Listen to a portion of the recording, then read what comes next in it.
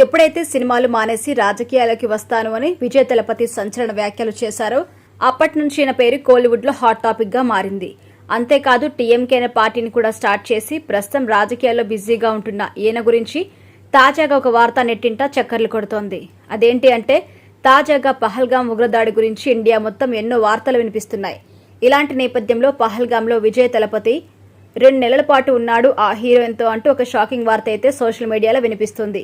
మరి ఇంతకీ విజయ్ తలపతి ఏ హీరోయిన్తో పహల్గాంలో 2 నెలలు ఉన్నాడు అనే విషయం తెలుసుకుందాం. విజయ్ తలపతి పహల్గాంలో ఉన్నది ఎవరితోనో కాదు, నటి త్రిషాతో. అయితే చాలా రోజుల నుండి వీరిద్దరి మధ్య ఏదో సంథింగ్ నడుస్తుంది అనే రూమర్స్ వినిపిస్తున్నాయి.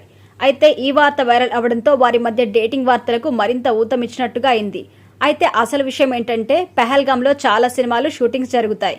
అక్కడి ప్రకృతి చాలా అందంగా ఉండడంతో లొకేషన్స్ బాగుంటాయని ఎంతో మంది అక్కడ సినిమాలు తీస్తారు. అలా లోకేష్ కనకరాజ్ డైరెక్షన్ లో వచ్చిన లియో మూవీ కూడా అక్కడ షూట్ చేశారట. అయితే ఈ విషయాన్ని లియో మూవీ సినిమాటోగ్రఫర్ మనోజ్ పరమహంస బయటపెట్టారు.